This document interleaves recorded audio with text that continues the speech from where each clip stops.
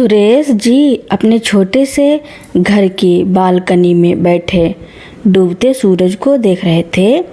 उनकी आंखें उस पुराने बनियान के पेड़ को निहार रही थी जिसे उन्होंने और उनकी पत्नी रमा जी ने मिलकर सालों पहले लगाया था। आज रमा जी इस दुनिया में नहीं थी और सुरेश जी की दुनिया उस पेड़ की तरह सूनी हो चुकी थी। रमा जी के जाने के बाद सुरेश जी के बेटे अमित और बहू कविता ही उनका सहारा थे।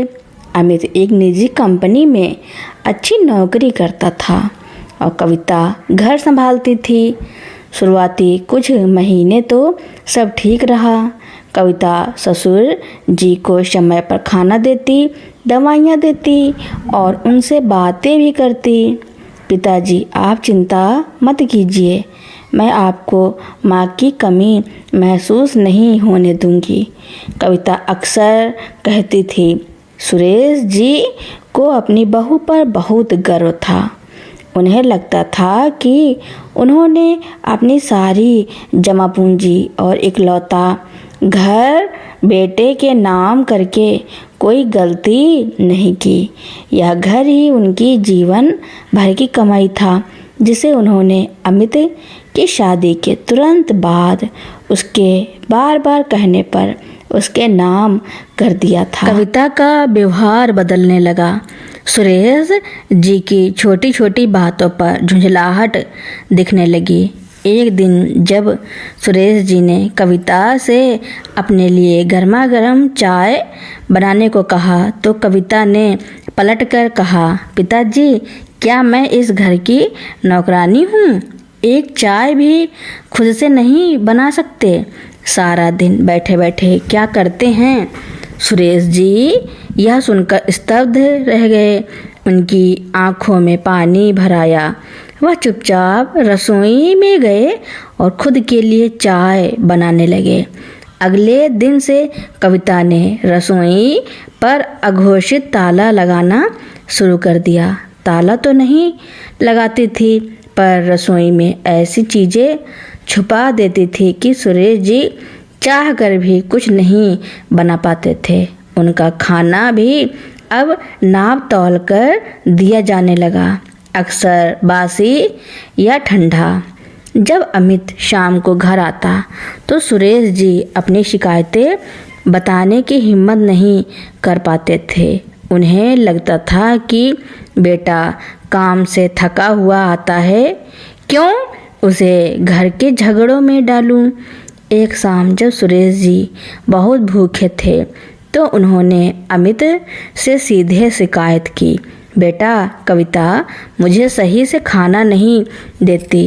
कई बार तो दिन में सिर्फ एक बार ही खाना नसीब होता है। अमित ने बड़े रूखे स्वर में कहा, पिताजी फालतू की बातें मत कीजिए। कविता सारा दिन काम करती है, उसे परेशान मत कीजिए। रही बात खाने की, तो क्या आपका पेट हमेशा भरा ही रहना चाहिए? अब आप जवान नहीं हैं, कम खाइए। बेटे के मुंह से यह सुनकर सुरेश जी टूट गए। उन्हें समझ आ गया कि धन का लालच उनके बेटे को भी अंधा कर चुका है। सुरेश जी की एक बेटी थी नेहा, जो विदेश में अपने पति के साथ रहती थी। वह नियमित रूप से उन्हें फ़ोन करती थी।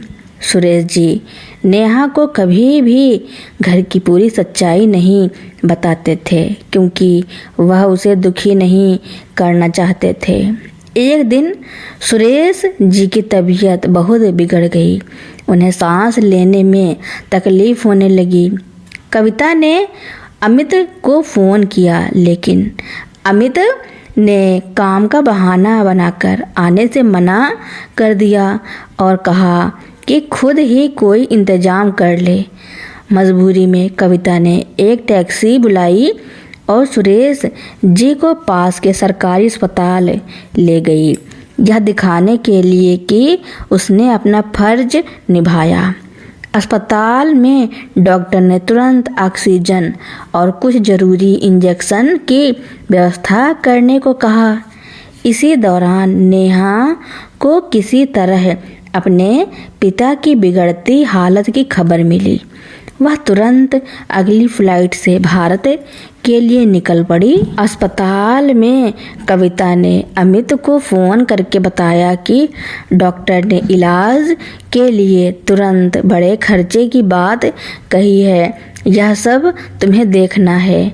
अब तुम ही इस घर और मेरी देखभाल की मालिक हो। मेरे पास अब कुछ नहीं है, अमित ने पत्थर दिल होकर फ़ोन पर कहा। कविता, जिसने यह सोचा था कि ससुर जी के इलाज का खर्चा अमित देगा, अब घबरा गई। उसने डॉक्टर से कहा कि वह पैसे का इंतजाम करके आती है और अस्पताल से चली गई।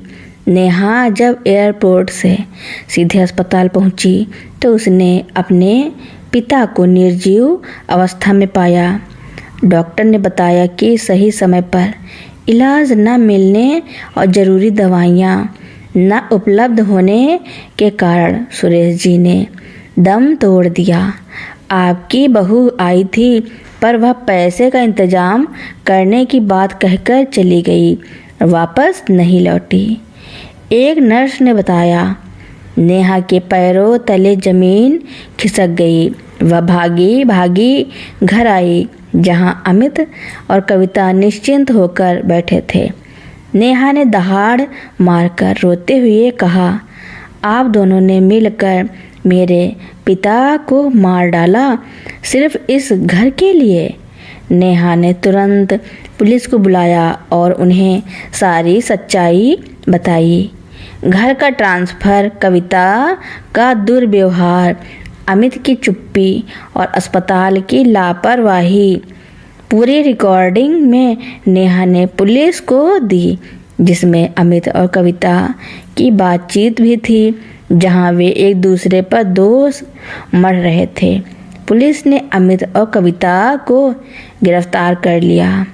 इस तरह अधर्म का धन और उस पर टिका घर का सुख दोनों नष्ट हो गए। सुरेश जी की नियति ने भले ही उन्हें अपनों से धोखा दिलवाया, पर न्याय की नियति ने दोषियों को उनके कर्मों का फल दिया।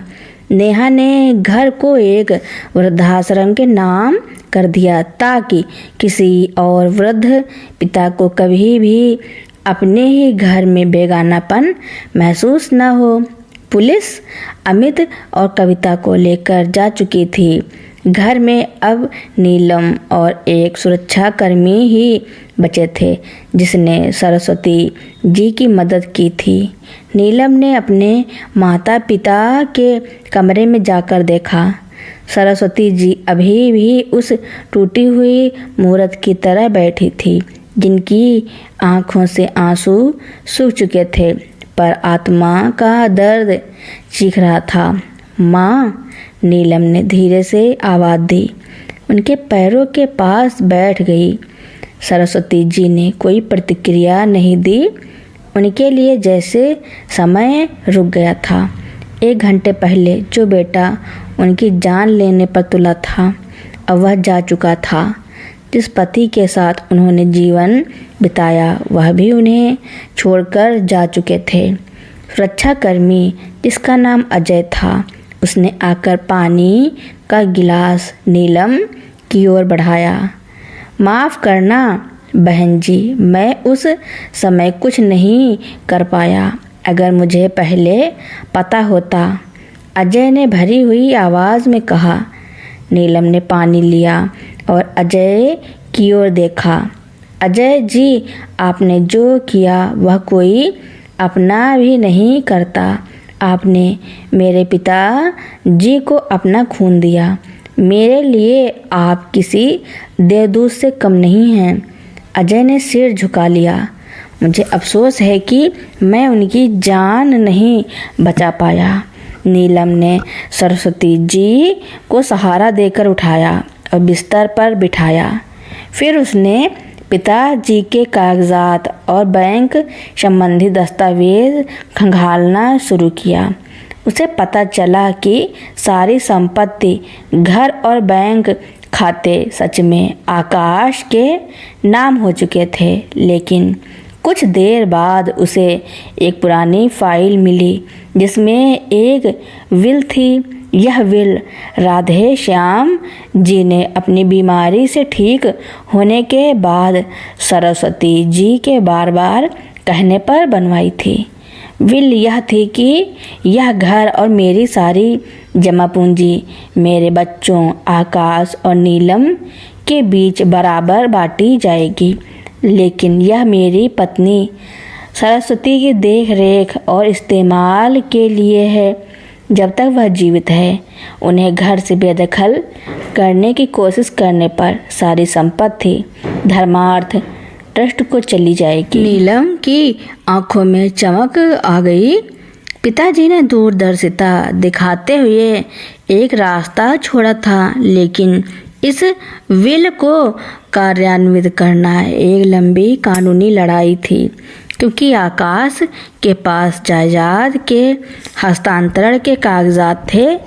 अगले दिन नीलम ने अपने पति को फ़ोन किया और उन्हें पूरी स्थिति बताई। उसने फैसला किया कि वह अभी विदेश वापस नहीं जाएगी। अजय ने उसकी मदद की। वह दिन रात उसके साथ खड़ा रहा। अजय की नौकरी जा चुकी थी, पर वह निस्वार्थ भाव से नीलम और सरस्वती जी की देखभाल कर रहा था। लगभग 3 महीने बाद जेल में बंद आकाश और पिंकी को यह खबर मिली कि नीलम ने विल के आधार पर संपत्ति पर दावा ठोक दिया है और उनके खिलाफ धोखाधड़ी और हत्या का मुकदमा भी दर्ज किया है। उनकी जमानत याचिका भी बार बार खारिज हो रही थी। जेल की काल कोठरी में आकाश को अपनी माँ के शब्द याद आए। मुझे अपनी परवरिश पर पूरा भरोसा है। उसे याद आया कि कैसे उसने अपनी माँ को भिखारी कहकर अपमानित किया था। पश्चाताप की अग्नि अब उसे जलाने लगी थी। एक दिन आकाश ने नीलम को संदेश भिजवाया कि वह उससे मिलना चाहता है। जेल की मुलाकात के कमरे में आकाश का चेहरा पीला और मुरझाया हुआ था। दीदी, मुझे माफ़ कर दो। आकाश की आवाज़ कांप रही थी। मैंने लालच में आकर सब कुछ खो दिया। मैंने अपने पापा को मार डाला और माँ को वह आगे कुछ बोल नहीं पाया और फूट फूट कर रोने लगा। नीलम ने कठोरता से कहा, माफ़ी मांगने का समय निकल चुका है आकाश। जिस माँ ने तुझे पढ़ाया, विदेश भेजा, उसके साथ तूने क्या किया? पिताजी की जान चली गई और माँ एक पत्थर की मूरत बन गई है। आकाश ने गिड़गिड़ाते हुए कहा, मैं जानता हूँ मैं माफ़ी के लायक नहीं हूँ दीदी, प्लीज़ माँ को बचा लो। मैंने सारे कागजात पर दस्तखत कर दिए थे, लेकिन मैंने एक वकील से बात की है। मैं स्वीकार करता हूँ कि मैंने पिताजी से धोखे से सब कुछ अपने नाम करवाया। मैं बिल को चुनौती नहीं दूंगा। बस माँ को बता देना कि उनका बेटा उन्हें बहुत प्यार करता है, भले ही मैं इस नफ़रत के लायक नहीं। आकाश की स्वीकारोक्ति से कानूनी प्रक्रिया आसान हो गई। संपत्ति का बंटवारा विल के अनुसार हुआ। आकाश और पिंकी को उनके अमानवीय कृत्यों के लिए कठोर दंड मिला। नीलम ने अपने हिस्से की सारी संपत्ति अजय को दी, जिसने अपनी माँ बाप की सेवा करने के लिए नौकरी छोड़ी थी। नीलम ने अजय के लिए शहर में एक छोटी सी दुकान खुलवा दी और सरस्वती जी की देखभाल के लिए उसे अपने साथ ही रख लिया। समय के साथ सरस्वती जी की चुप्पी टूटी। अजय और नीलम की निस्वार्थ सेवा ने उनके घाव भरने शुरू कर दिए।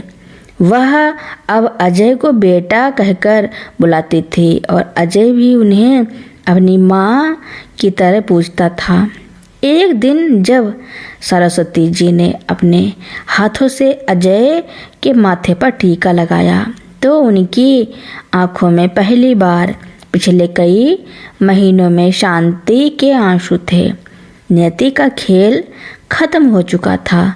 जहाँ रक्त संबंध लालच के कारण टूट गए थे, वहीं एक अपरिचित के निस्वार्थ प्रेम ने एक टूटे हुए परिवार को सहारा दिया और उसे एक नया आरंभ दिया। सरस्वती जी जानती थी कि राधे श्याम जी की आत्मा को अब शांति मिली होगी। सरस्वती जी अब अजय के छोटे से घर में रहती थी जो नीलम ने उनके लिए शहर के पास दिलवाया था। नीलम अपने पति को लेकर भारत आ गई थी और उन्होंने पास ही एक किराए के मकान में रहना शुरू कर दिया था ताकि वह अपनी माँ के पास रह सके। अजय ने नीलम द्वारा दिए गए पैसों से एक छोटी सी किराना दुकान खोल ली थी जिसे वह ईमानदारी से चलाता था। उसकी दुकान पर अक्सर भीड़ लगी रहती थी क्योंकि वह सभी से बहुत प्रेम और सम्मान से बात करता था। उसकी पत्नी भी उसे इस काम में पूरा सहयोग देती थी। एक दिन शाम को सरस्वती जी दुकान पर बैठी थी। अजय ने आकर उनके पैर छुए। माँ, आज दुकान पर अच्छी बिक्री हुई, अजय ने मुस्कुराते हुए कहा। सरस्वती जी ने प्यार से अजय के सिर पर हाथ फेरा। बेटा, कर्म और ईमानदारी का फल हमेशा मीठा होता है। यह सब तुम्हारी मेहनत और सच्चाई का नतीजा है। सरस्वती जी को अजय में राधे श्याम जी की झलक दिखती थी। वही सादापन, ईमानदारी और निस्वार्थ प्रेम।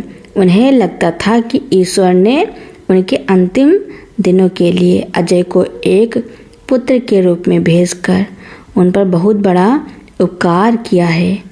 कुछ महीनों बाद नीलम ने सरस्वती जी से बात की। माँ, मैंने और राहुल ने नीलम के पति फैसला किया है कि अब हम विदेश वापस नहीं जाएंगे। पिताजी के जाने के बाद और इन सब घटनाओं के बाद मुझे लगता है कि हमारी असली जगह आपके पास है। सरस्वती जी की आंखें भर आईं। यह तो तुमने बहुत अच्छा फैसला किया है बेटा।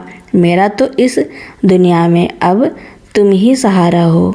नीलम ने अपने और अजय के बारे में बात करते हुए कहा। माँ, आप अजय को अपना बेटा मानती हैं और वह आपको अपनी माँ। उसने हमारी इतनी मदद की। हम दोनों भाई बहन की तरह आपकी सेवा करेंगे। सरस्वती जी ने अजय और नीलम दोनों को अपने पास बुलाया और दोनों के सिर पर हाथ फेरते हुए कहा। नियति का खेल अजीब है। मेरे अपने बेटे ने मुझे अपमान दिया, पर ईश्वर ने मुझे 2 ऐसे बच्चे दिए जिन्होंने मेरी जिंदगी बचाई और मेरी खोई हुई आत्मसम्मान वापस दिलाई। उन्होंने अजय की ओर देखा। बेटा अजय, मेरे लिए तूने अपना सब कुछ दांव पर लगा दिया।